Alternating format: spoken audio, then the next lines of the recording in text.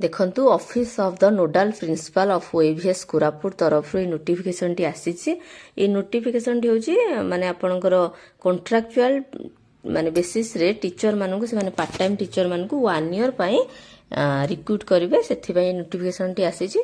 आपण 2026 2027 गोटे ईयर आपण रहिबे जदि ए जॉब टी पाउचंदी जहाँ सैलरी तांकर स्ट्रक्चर अछि आपण से अनुसार पाइबे किंतु काम करिवे गोटे वर्ष।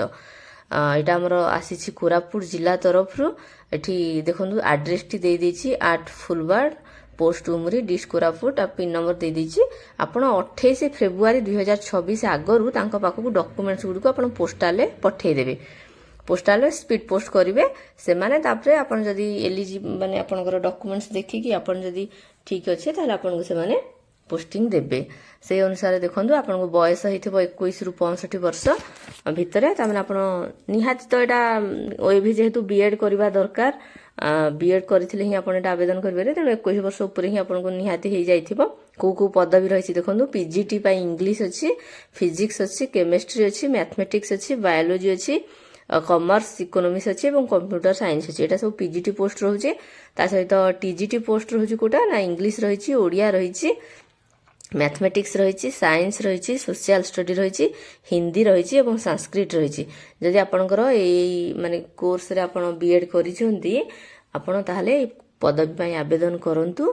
जेतिक दिन हेउ पछे ओईवीएस होछि गोटे बड़ संस्था माने बड़ विद्यालय आपण सेठी जदि काम करबा को सुयोग पाउचंदी ताहाले आपनकर धीरे धीरे कोन होबे कि निजर दक्षता बढ़िबो।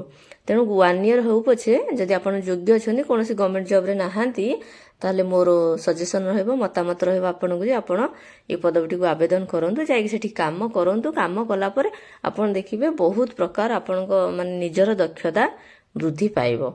आ थरे कहि रखुची एटा टोटली कॉन्ट्रैक्चुअल बेसिस रे रहइबो आ पार्ट टाइम टीचर ता माने 1 ईयर पई 1 ईयर हाही आपण काम करिवे तारे 1 ईयर सरी गला परे आपनको से माने सेठू माने बाहर कर देबे। आपनको आउ थरे पुणी आर वर्ष जदि रहिया को पड़िबो आउ थरे आपनको सेंदी आवेदन करिकि इंटरव्यू जहाँ भी तांकर व्यवस्था अछि आपनको सेगुडा करिवा को पड़िबो। बहुत बहुत धन्यवाद वीडियोटी शेष पर्यंत देखिथिबारु।